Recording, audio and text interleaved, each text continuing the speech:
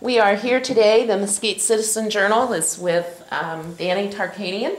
Yes. Welcome, Danny, to Mesquite. It's good to have you here. Thank you. We are interviewing him as a candidate in the 4th Congressional District here in Montana, or in Nevada. We were just talking about Montana. So if you could kind of start out a little bit, give us just a little bit of background, and then why you chose to run for the 4th seat in the state. Sure. Well, first of all, I spent most of my life here in Nevada. I moved here when I was 11 years old, was raised here, went to college here at UNLV, and went to law school in San Diego, came back. I practiced law for 7 years in the Las Vegas area. And then when my dad got the basketball coaching job at Fresno State, my dad was a basketball coach at UNLV. But when he got the job at Fresno, I went with my father to coach with him for the last stint of his career. Then I moved back to the Las Vegas area in 2002, and I've started a nonprofit basketball academy to work with underprivileged kids in that area. And we built a sports facility called the TarkanianinMesquite01 Basketball Academy, which I operate. And I also have a real estate development project that I built with my family. 2007 we started, and we're still trying to lease it up. Okay. And you know, I'm running for this congressional seat, but there's a couple things. I mean, let's talk about one, why am I running for office, or why going back to Washington, D.C. as opposed to maybe something in the state legislature. As many people in our country are feeling, and I know everywhere I go in Nevada, we understand that the very fabric that have made our country great is being torn apart piece by piece. Pretty soon we're not even going to recognize our United States Constitution anymore with what's happening. I mean, you see all the czars that are being appointed, all the executive orders that are being done. You see the takeover of, and this was during the Bush administration, the financial bailout, and then the takeover of the auto industry in Obama's administration. That, you know, I believe that you need somebody in Washington, D.C. who's not a career politician, who will go back to Washington, D.C. and represent the interests of the people first. Okay. Someone who first is a fighter and a competitor, and someone who's shown resiliency, who can take a punch and keep coming back. And okay. I believe I've exhibited that. Okay. Well, again, welcome, and let's get right to the issues, and I've got a whole lot of questions for you. How's that? Sounds good. And we're going to kind of start right out with one of the issues that you just touched on. One of those is one of the biggest complaints that businesses, small and large, have is what they could consider to be excessive regulations. A lot of them, as you just mentioned, put on by non-elected officials and czars.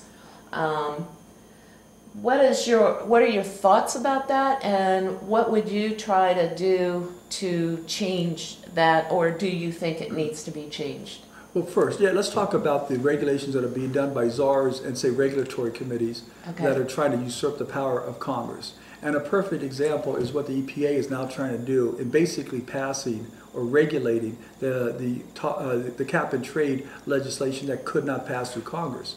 That's completely wrong. It's Congress's responsibility to legislate that prerogative, and because Congress didn't pass it, the administration is trying to go around Congress's denial and having it implemented through the EPA.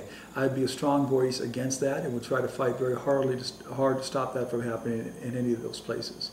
And second of all, with respect to the burdensome regulations that are strangleholding our businesses, everybody who's in business understands that every time we pass an additional regulation, one, you're increasing the cost of the businesses, and you're increasing the time it takes to get started. Now, I personally, and I think most reasonable people would agree, we need some type of regulations. We need some protections to our environment, reasonable protections, and we need some protections for our workers. I'm not against that. But we've got overboard. I mean, really ridiculous, burdensome regulations that are increasing the cost and delaying projects from getting started.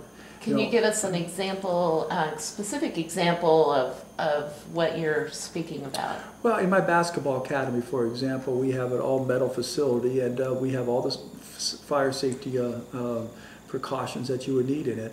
But because of these type of regulations, they wanted this new higher level upgraded system that ended up costing us over $50,000, and for a building that only cost approximately $400,000 to $500,000 a build. So you're looking at a 10% cost for an upgraded type of fire system for a steel building that is virtually impossible to burn down.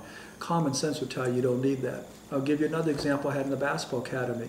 They regulate how many bathrooms that you're supposed to have based upon the square footage of the facility, if it's going to be used for a certain type of activity, and also and then there's a separate regulation that regulates how many bathrooms you need if it has bleachers and how many seats if they're watching an event. For example, if you're watching a basketball game, you have 10 players playing on the court, maybe 10 more sitting on the sidelines, and then you have the bleachers. Well, I can understand, regulate the bathrooms on that.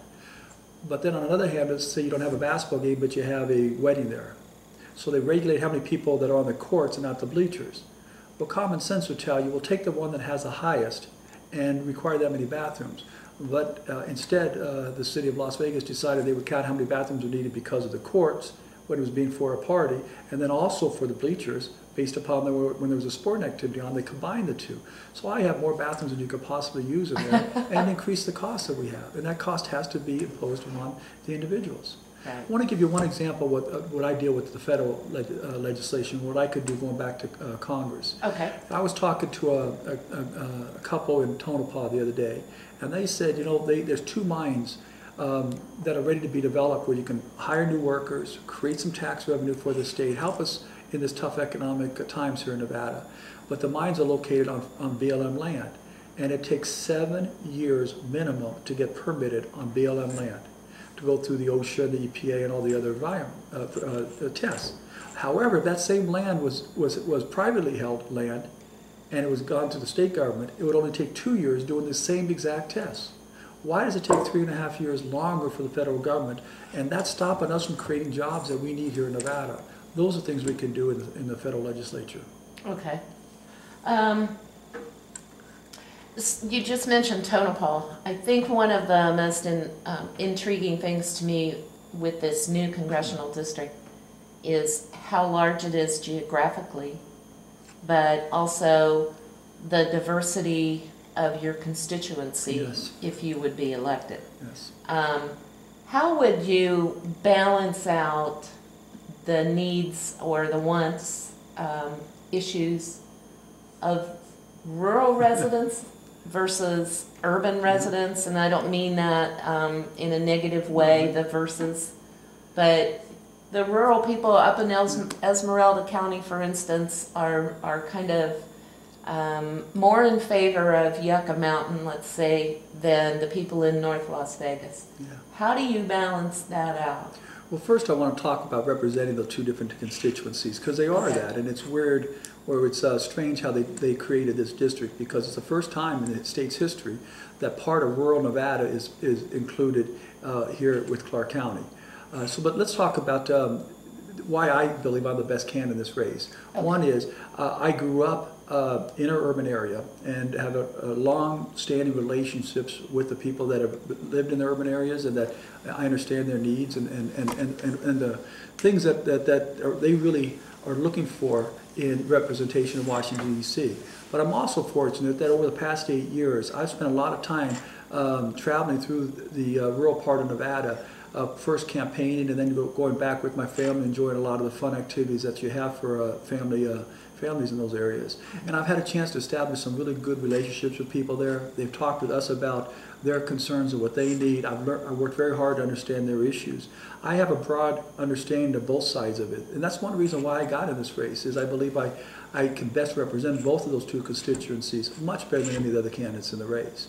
Now, dealing with something like Yucca Mountain, I'm a big believer in state rights, and I think the state should determine, subject to reasonable regulations with the environment and like we talked about, the state should determine whether they want to have a certain project in the state or not. If the people in Alaska want to have the Alaskan pipeline and the Alaskan drilling up in Alaska, they should be allowed to do so.